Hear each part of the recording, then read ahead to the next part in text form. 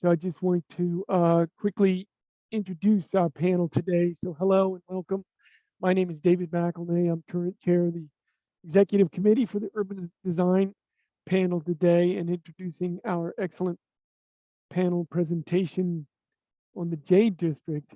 The urban design panel is sponsored jointly by the American Institute of Architects, the American Planning Association, and the American Society of Landscape Architects. Is composed of professionals from those three organizations with a shared interest in urban design. We're joined today by Heather Wilson, Executive Director of the AIA Oregon. The AIA has previously hosted this event in the past, now generously offers this monthly Zoom meeting, which we've been doing since the pandemic, and it's actually working quite well to a greater audience of our members. So if you have registered, then you will be getting a monthly email announcement for our panel presentations. Also, this can be found on the AIA Oregon event calendar on their website. And there's a Thursdays at 3 newsletter that the AIA Oregon puts out that also carries the urban design panel presentation announcements. So keep an eye out on those. So by participating today, you become a panel member. All are welcome. We encourage you to sign up for information about future presentations. We also encourage you to send any interesting topics or future panel presentations that you'd like to hear about. Adrian Morris actually has been our contact at AIA Oregon up to this point. Heather, I'm assuming in volunteering your email, yes, or whomever you would like to designate from your staff, if you could drop that in the chat. Yep. That's really appreciated, because these presentations are also recorded in Vimeo format, and soon, probably not during this meeting, but soon that link will then be available and provided in the chat box, or as a follow-up archived with AIA Oregon. So it's a really terrific new facet of this panel. And we've been recording for more than a year now, so there's starting to get quite an archive. So we're going to have about 30 minutes of presentation and a Q&A session. So I don't want to take too much more time, but for the Q&A, please pose your questions in the chat box as we're presenting, or as you have ideas and thoughts. And our executive committee person, Erin Riom, will be kind of curating the chat and calling out questions. And so if we have duplicate questions or whatnot, it's just a little bit more organized to get the questions out to the presenters. So with that, I'm going to say welcome again and turn over the presentation in the Jade District to Lynn and Elisa, our esteemed guests today. Take it away, please. All right, thank you. I'm going to share my screen first. Oops, that's the wrong button. So as David said, this is an hour goes by very fast, and half an hour really goes by fast. I'm the Jade District manager, Elisa Kajikawa. I use she, her pronouns at APANO. And my colleague Lynn is here. Lynn, do you want to just introduce yourself? Yeah. Hi, I'm Lynn Doan, pronoun she, her, and I am the Planning Workforce Director at APANO. And we're really happy to be invited to share our work here with you all. Yes, thank you. So I'm going to actually give a brief kind of history of the area of the Jade District, and then Lynn's going to dive into the work that they did through the Metro 2040 grant with Eco Northwest. So at APANO, this is our mission. I'm just going to read it if you don't mind. APANO is a statewide grassroots organization uniting Asians and Pacific Islanders to build power, develop leaders, and advance equity through organizing, advocacy, community development, and cultural work. This is a brief history of APANO. Important dates are 1996, it was founded. Did not become an independent 501c3 until 2010. In 2013, APANO takes over the project management of the Jade District program, which I'm going to talk more about. And then in 2017, our 501c4 political arm was established, and also groundbreaking of the Orchards of 82nd, where our office is now housed. There's community space and it's affordable housing. And in 2019 was when the first residents moved in to what we call 082.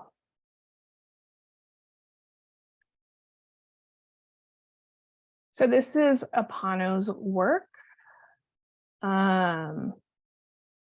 It encompasses a lot. We have our political C4 community development, which Lynn and I are under. We have advocacy work, civic engagement, cultural work, organizing, environmental justice.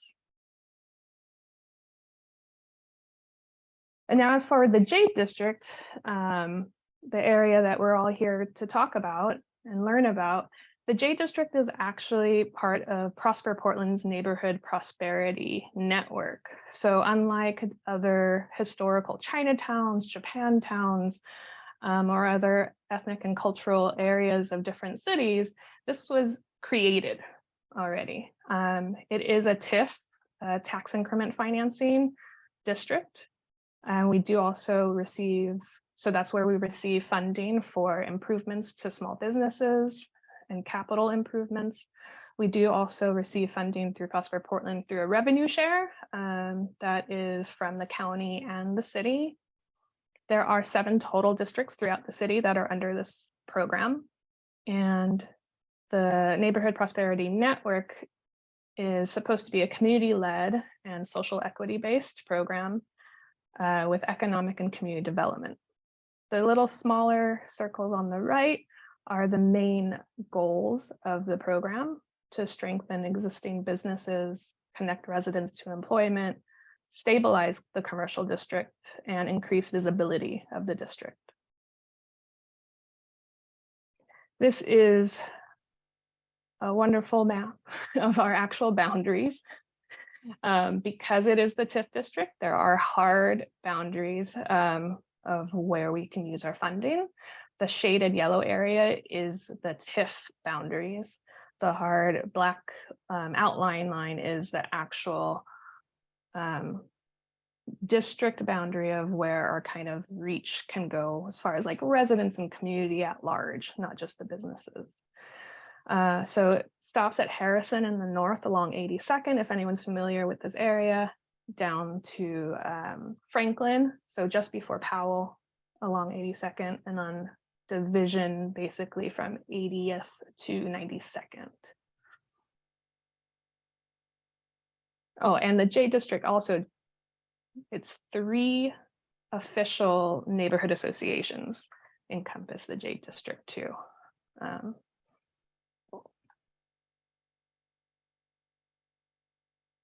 So Lynn and I thought it would be great to have a short history of the area, of the people that have called it home for a while now, for not only residences, but also businesses.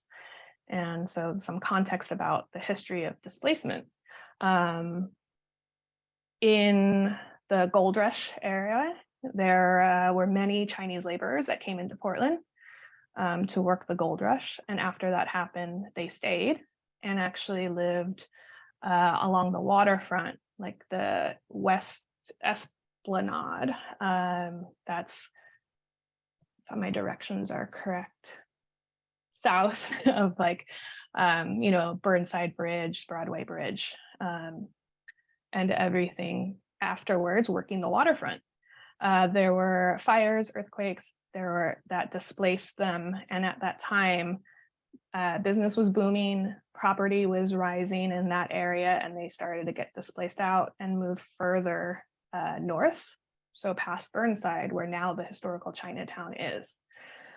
For generations, they were there setting up businesses, restaurants, selling produce, having farms.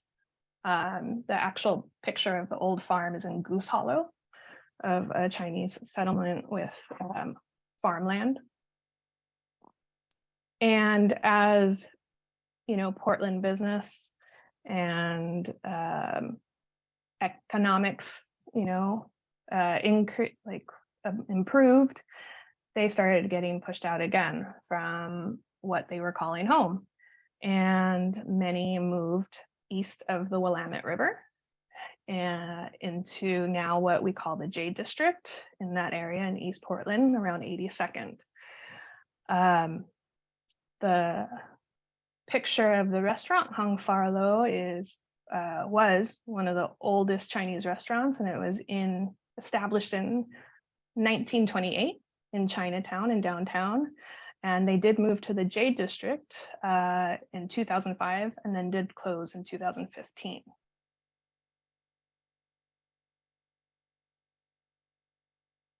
Another aspect of the history of the area is the history of racism and neglect in general of East Portland. Not only did many Chinese immigrants and laborers move east to this area, there were many Japanese farmers who owned farmland and orchards along 82nd in the Montevilla area. And as of actually 1908, there were 36 Japanese farmers who held 665 acres of farmland in that area. World War II, as we know, the internment of Japanese Americans forced people out of their home, their businesses, their farmland, and they were not able to come back. Their land was taken and they were not able to reestablish themselves here in Portland. I'm going to drop some things in the chat if you don't mind. If you haven't already read or watched any of these history of just kind of racism in general in Oregon and Portland that I'm not going to talk about, but important to know.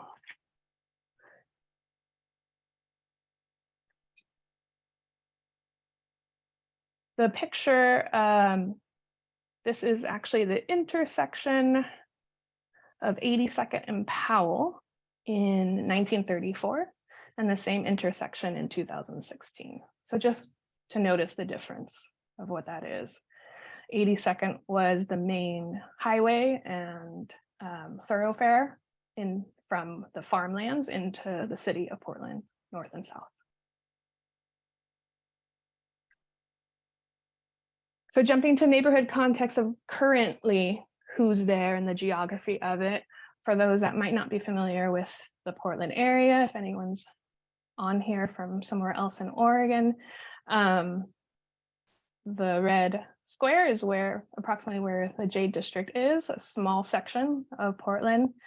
213 is 82nd Avenue, the state highway up until June of this year, now in control from PBOT. And with a lot of auto car-centric businesses and not a lot of residences surrounding 82nd.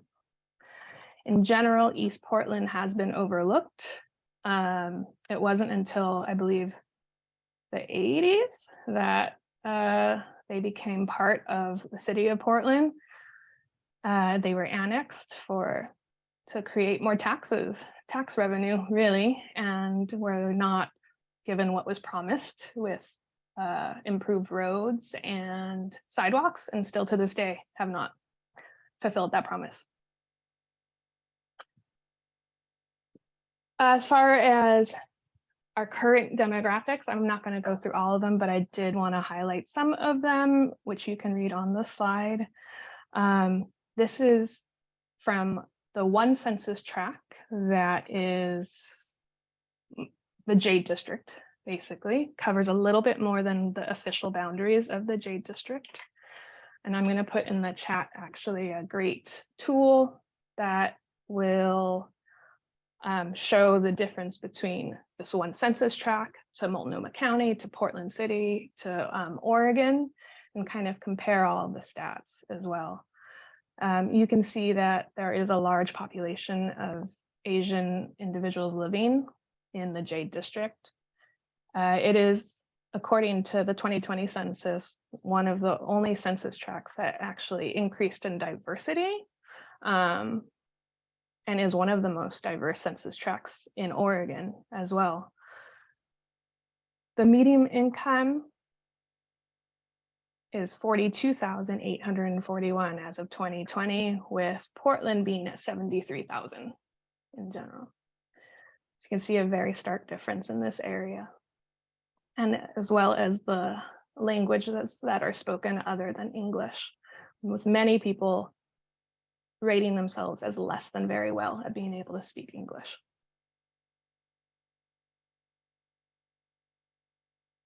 So a little bit of the neighborhood context in terms of the business district. These are photos taken at the intersection of 82nd and Division. This one is looking south and looking north. You can see not a lot of tree canopy. There are no apartments, no residences. It is spread and far with the businesses as well. So not a very nice pedestrian-friendly business district. Same going for looking at Division. So this is actually at Division and 84th, where we do have like a boba crate place here and a Thai restaurant here, and then the next one isn't until like another block, and then there's some other things like a couple blocks away. So it's really not conducive to people coming and parking and walking around the area. And I just wanted to show a difference, which is just 50 blocks away at Division and 34th. Actually, it's only an 8-minute drive. You know, the big difference in creating spaces that are meant for people to spend, you know, half the day in and walk around and be part of that community at Division and 34th. I also wanted to show just a little bit of the residential areas. This is a very small sampling. This is actually at 84th as well at Division, and we're going to be headed north. So this is right at Division. You can see there's only a sidewalk here, and that's because this building, when they built this building, they probably had to create that sidewalk. No sidewalk on the left. And as we move north, you can see it gets a little bit more narrow. No sidewalks again, potholes, no places for people, families, students, kids to walk, to play. And then even a little bit further north, it gets even smaller with overgrown blackberry bushes. Can't really see what's going on here. But once we hit the Harrison Park, which is the only park in the area, actually, it's all gravel then as well when you hit that one cross street. I show this because this is actually the majority of the residential streets in the Jade District. And this one is pretty nice because it's actually paved. So I would say the majority of residential areas are going to have unpaved roads or paved like this, but no sidewalks. And we have a lot of families that live in the area, in the community, and also walk to school. Harrison Park School is there. And Creative Sciences isn't too far away either. Jumping a little to our work now. In the Jade District, our work is intersectional. We want to focus on community, safe, connected communities and healthy environments.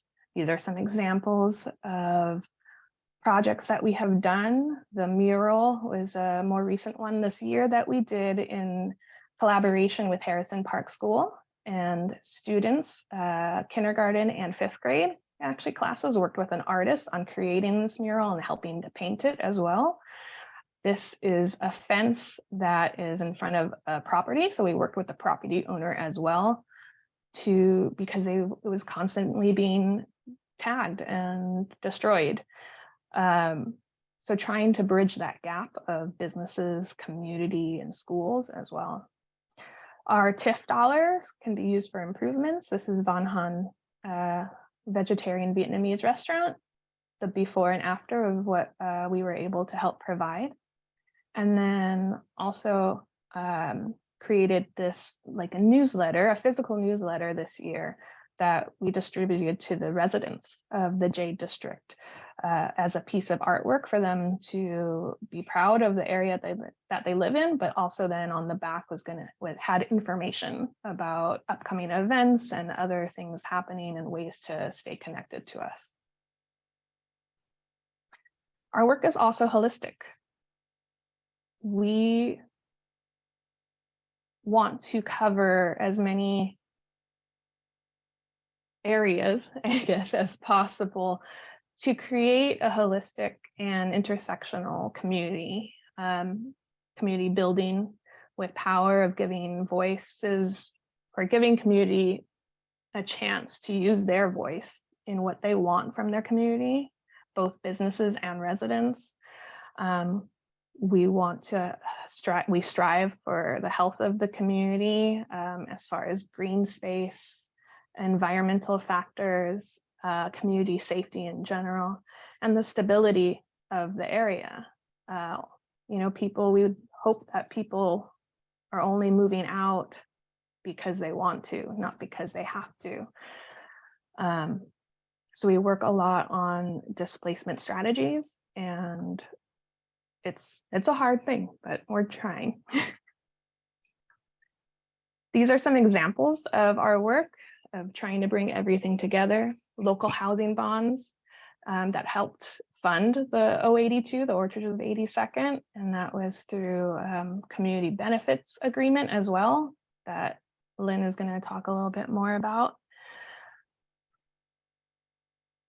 We also received funding from PCEF, the Portland Clean Energy Fund, and that helped us build a workforce program. And we're part of the heat response this past summer as well, just distributed, Lynn can tell me the direct number, but many air conditioning units.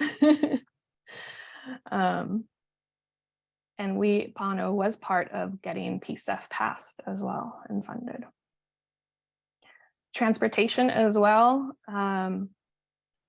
APANO and Jade District steering committee members have been part of the advocacy of the jurisdictional change from ODOT to PBOT with 82nd Avenue for a decade, if not a little bit more.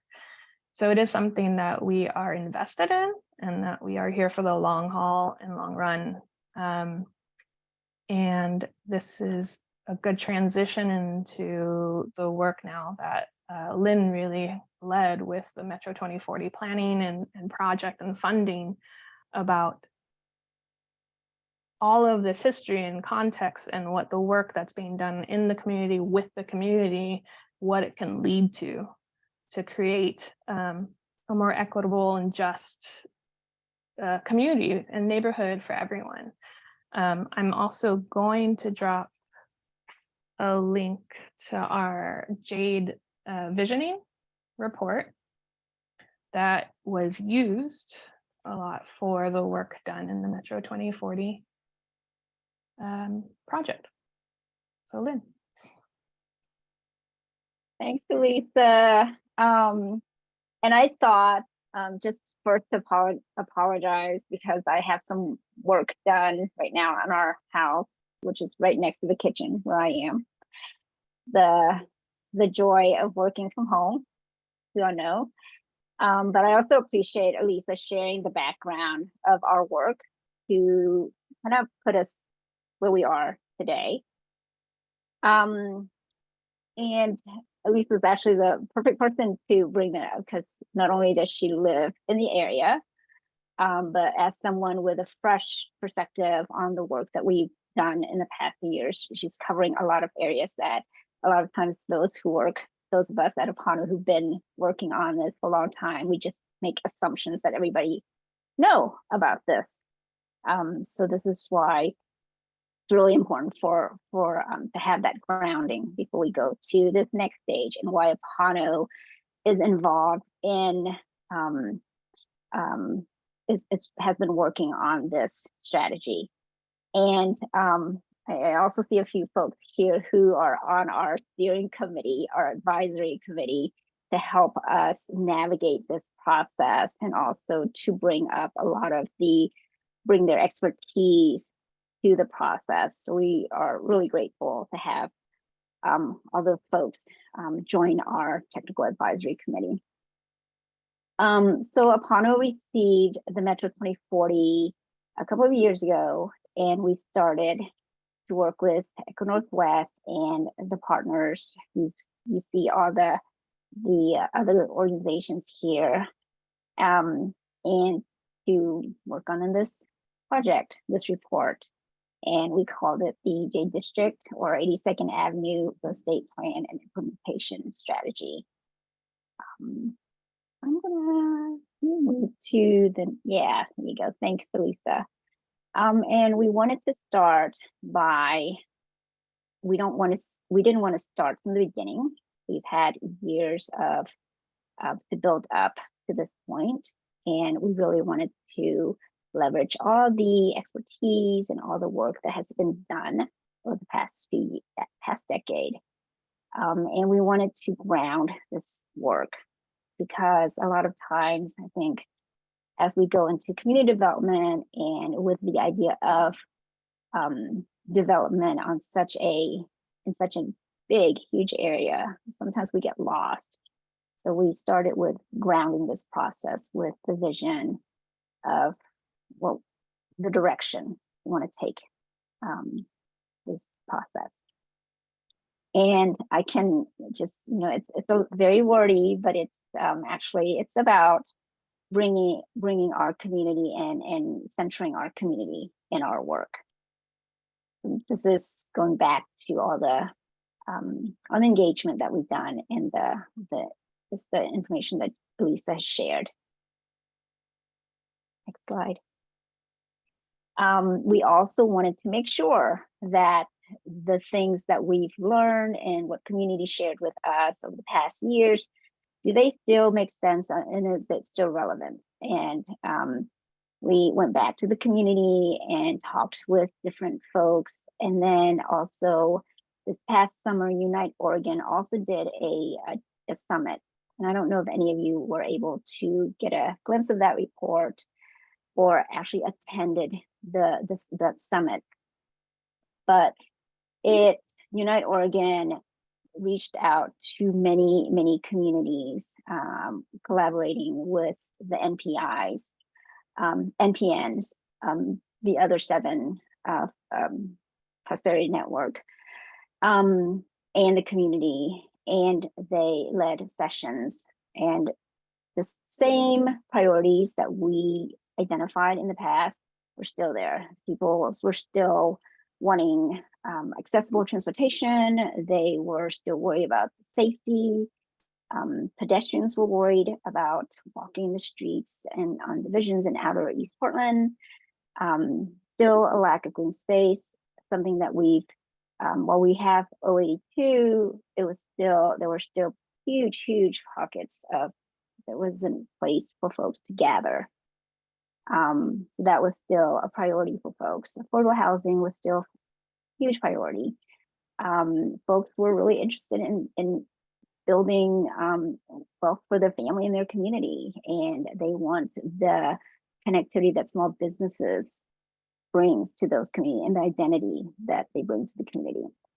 And so these were the same priorities that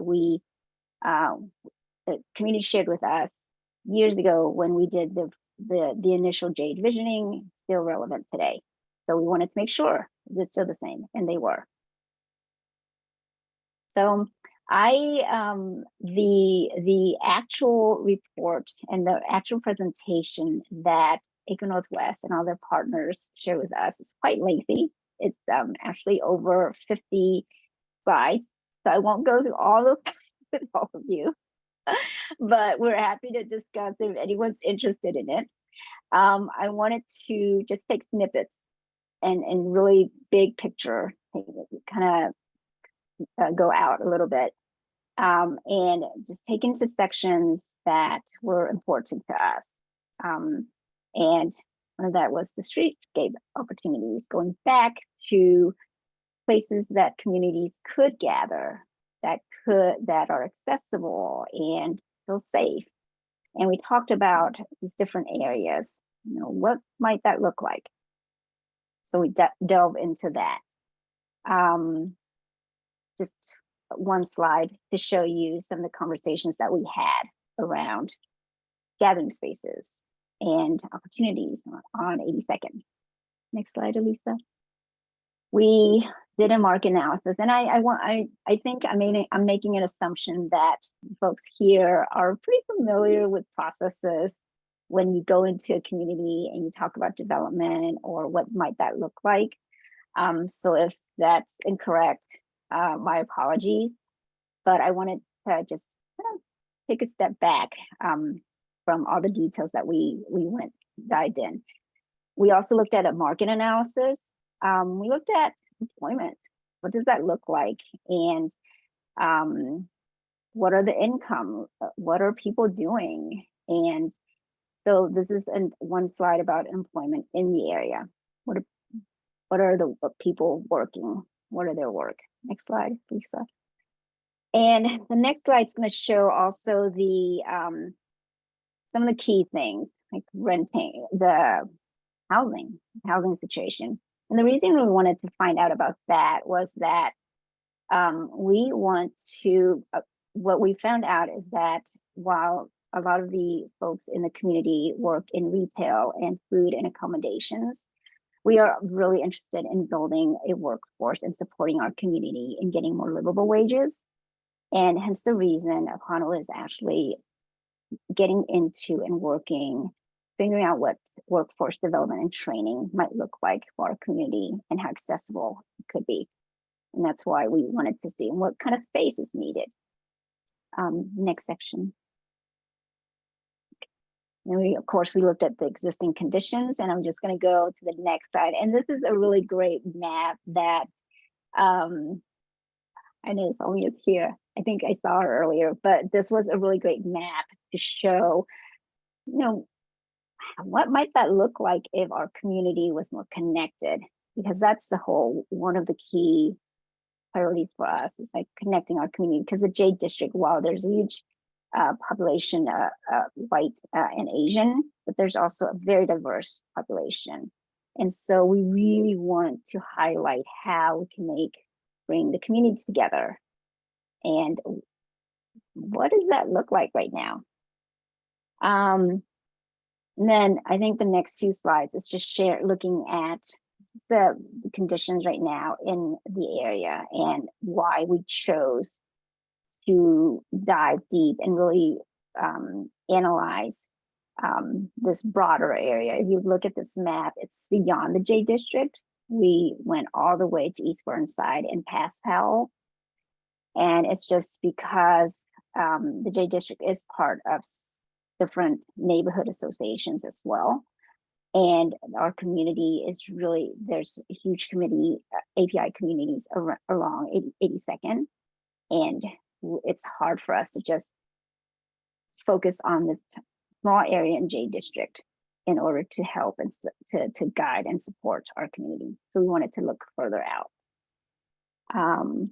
And some of the community goals that has been part of conversations and the priorities for APANO as well, we wanted to highlight those. And that's part of, no, just keep going and Lisa, next one. Yep. So that's one of the reasons why we focus on this area. We looked at 4 separate areas to see, because 82nd is very different and unique, different sections. So we recognize that each of these sections are itself unique based on the mix of businesses, based on how the way the connections of the streets and the transits and all that. So we wanted to really look at these sections separately. Next slide. Yep. And so this is just another image of what could happen if in the future, and how the bike lanes could connect to for our community, and what might that look like in transit. So we wanted to dive deep into our transit and multimodal accessibility for our community as well. So the next part is massing study, and then I'm just going to go through it really quickly. One of the key things that we also, APANO also wanted to consider was that we know 82nd will change, and we know there will be investments in 82nd. We wanted to, and we don't have land or properties that we own yet, so we wanted to keep it kind of broad. What might it look like if we had, as an example, we looked at this property here where it's Misteka and distinctive sound. What might that look like, and potential for those type of space. So the next slide is just showing this could be used anywhere if we had a similar space, a similar property size. So the next slide is also another area, another property that was for sale, that I think it's still for sale in the area. And we looked at the size of that and what accessibility. And the next slide also shows a proposal of what that might look like. So our intention was that we may not have the specific space or property at this time, but what might it look like for us to build something within, based on the size. Next one. Then we went to the feasibility study, and this is mostly for us to, as APANO, as we're looking more into development work. Where should we start? What would we need to do to raise the funds, and what might that look like to build certain, to have different infrastructures and programs? So this is another way that the committee and EcoNW, our consultants, were able to help guide us. And this was really important for us because this is a new area for APANO. While we worked on OD2 with Road CDC, this would be something we want to do for our staff and our team to better understand.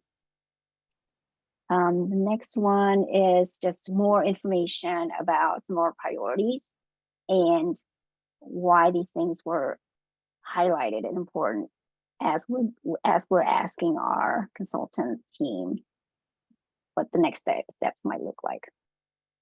The next slide is, I'm sorry if I'm going through this quickly. I just want to make sure I have enough time at the end. One of the key points, besides just looking at communities, the development, the infrastructure, we were very interested in learning about programs. We don't go in thinking if we build it, someone will come. We really want to think intentionally about the programs that will go into our space and our development. And so this was part of the exercise that we wanted our consultant to help guide us. And we talked a lot about the economic empowerment and wealth generation in our community. Feeling of belonging, safe and connected communities, and of course the real estate development. What might that look like for APANO? So this was one of all these steps and stages built up to this strategy that could be implementable. And that was one of the key things that we stressed from the beginning with our team, that we want to make sure that we could use this to implement our programming, use it to advocate for changes and development on 82nd. And the next slide, please. I think it's the last one. Nope. I think move on to the last one. And this is pretty much, this is an example of some of the things that we came about. It was a result of the process and our work with our consultant team that we highlighted areas that were priorities to us and what might the next steps be. This just a small sample of part of the work that we will be focusing on. And it just kind of wraps back to the initial part of what Elisa shared with you all, is that those things are still important to us, and those priority issue areas. And now we have a plan of what we would do as we're moving to the next stage of APANO's growth, community development growth. I think that's the last slide. There we go. Now, Lisa, thanks for putting this picture. This was our last event at Harrison Park, and it was called a hug event. I forgot what the acronym is for, Lisa. Heal, unite, gather. That's right. That's a great acronym. So my apologies if I'm running really quickly through the end part, just because there's a lot of details, and I wanted to just give big picture. And really, I think the most important thing is that we're at this point in our work, in our growth. It's all because of what we have learned and accomplished in the past decade as an organization and with our partners. And it still drives what our vision and our work today. It's still full circle. Yeah. That's great. Thank you so much, Elisa and Lynn, for sharing all of that wonderful information. So we would welcome people to plug in questions, comments in the chat window. I'll go ahead and MC that, just so we can consolidate any duplication of messages, that kind of stuff. So diving right in, we have a message from Bob Boileau. What are the reasons given for lack of street and sidewalk improvements in the Jade District from the city of Portland? Is that because of traffic counts or something else? That's a great question.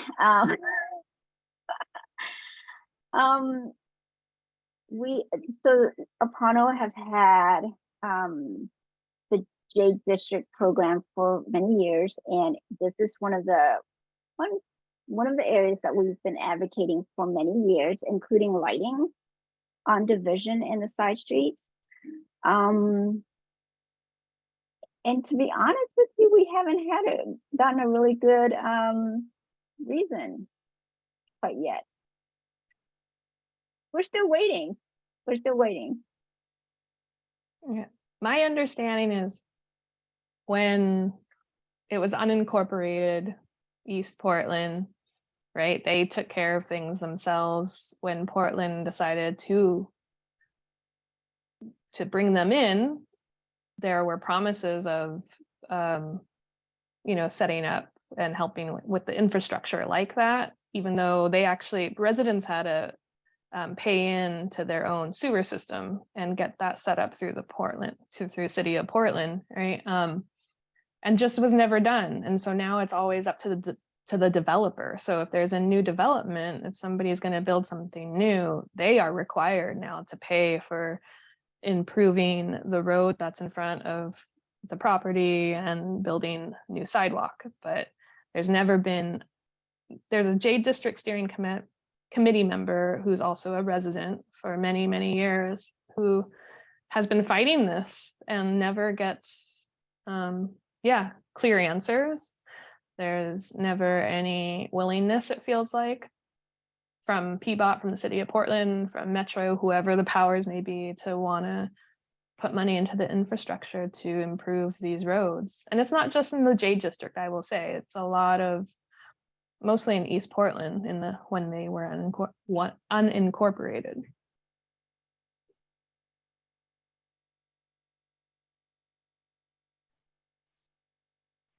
Great.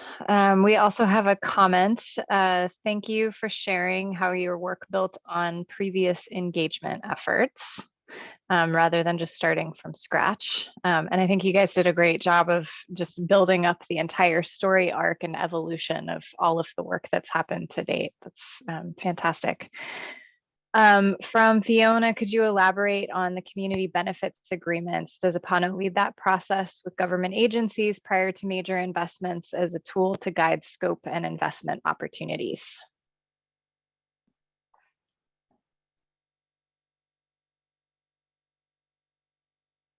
I was going to give that to Lynn because you were around a little bit more for the 082 one. Yeah. Gosh. Yes. Yes. I think we've had it was a collaborative effort with other CBOs. And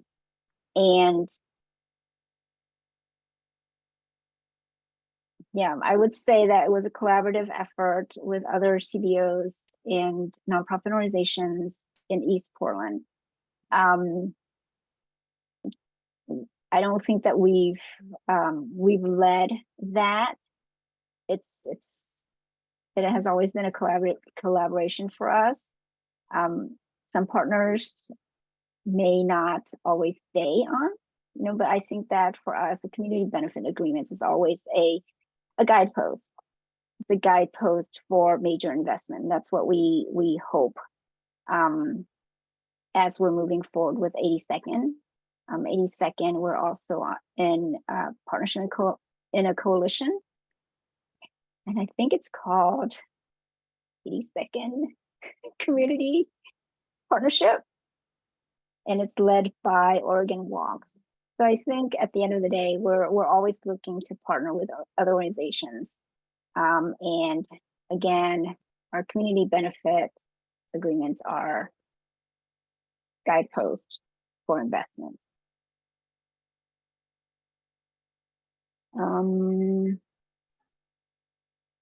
Yeah. Great.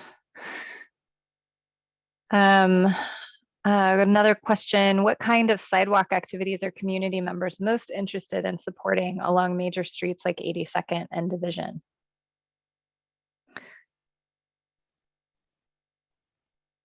I don't know, Lynn, do you want to? I think we there was an image.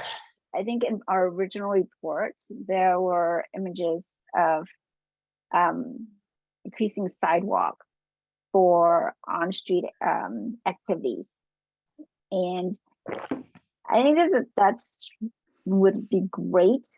Folks would love it. I don't know how realistic it would be on 82nd. But that's what I think that folks are mostly interested in community spaces, gathering spaces. And I wonder if it's just a matter of not having seen or experienced the accessibility of larger or safer sidewalks, that folks don't think about that. For us, it's mostly community members have always been expressing needing more green spaces or gathering event community spaces. So, Lisa, have you heard anything recently from the steering committee members as we're talking about 82nd Avenue? I mean, I think it's the same as it kind of was. I think the emphasis is on the lack of public community gathering spaces in the area. But as far as sidewalks, especially on 82nd, it's stuff that PBOT is going to address, which is great, but right, there's a lack of crosswalks, like visible stoplight kind of crosswalks. But also just in general in 82nd, it's really scary. It feels scary to walk down 82nd. They are, there's no setbacks or anything like that. So you're walking just like you are on 39th a lot of the ways, right with traffic. You feel like a car can come by and just actually smack you, right? Somebody reaches their hand out and they could probably touch you when you're walking down. But I think, yeah, I'll just go back to this, like safe places for people to cross along 82nd, I've heard, and lighting. as well. So going back to what Lynn has said about that.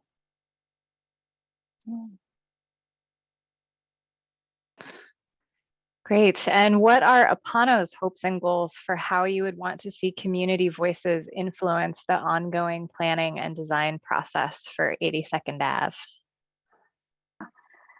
Oh yeah. I think that's one of the reasons why APANO is so engaged and so invested in actively participate on the 82nd Avenue Coalition with partners like Oregon Walks and Their Day Unite Oregon, I believe, because we want to have more community voices. And we also we hope that the work that's been done here with our consultant team could be used as part of that community engagement, and also part of the process to influence these planning. So yes, we would love to have that, but we're not leading it. We're not leading it. We are just collaborating. And obviously, we're very invested in 82nd.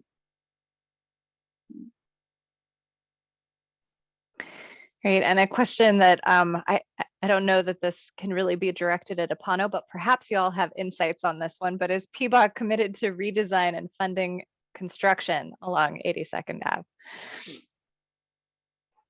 Yes, they received, was it $185 million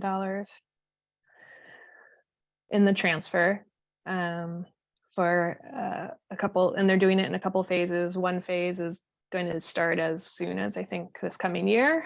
That does not have a lot of community input. It's like the safety phase with crosswalks, lights, street lights, road repairs and such, which I think everyone is fine with. And then the second phase is the phase that they have the money as well allocated to do more improvements, quote unquote community improvements. And this is the phase that they're really asking for community engagement and outreach. And I think it's really our job, along with Oregon Walks and the coalition, to hold them accountable to that. I've had talks with different PBOT folks about our community's jadedness, no pun intended, but you know, with being asked to always engage and give their opinions, and then they feel like nothing ever happens in the way that they say that they want things to happen. So I think having this coalition is great, and being able to hold them more accountable and having them learn truthfully, hopefully, at least from the Division Transit project that has recently been completed, which if anyone has questions, welcome to reach out to me, can talk about that. But you know, there's been a lot of missteps, or were a lot of missteps, I think, with community engagement and outreach for that project. And like I said, I hope that they are learning and will do things a little bit differently with 82nd.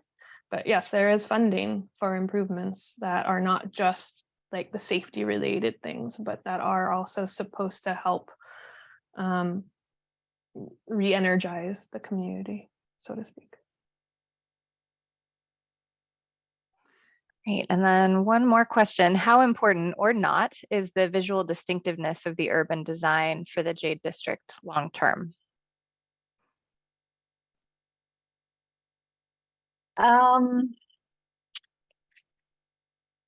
You know, I think it goes back to how diverse the Jade District and the community along 82nd is.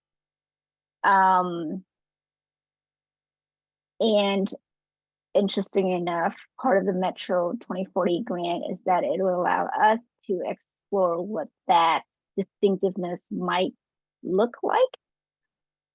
So our cultural work team is starting to look into that. They're diving into what might be a good vehicle or medium to to get that from the community to understand what the community might want to do.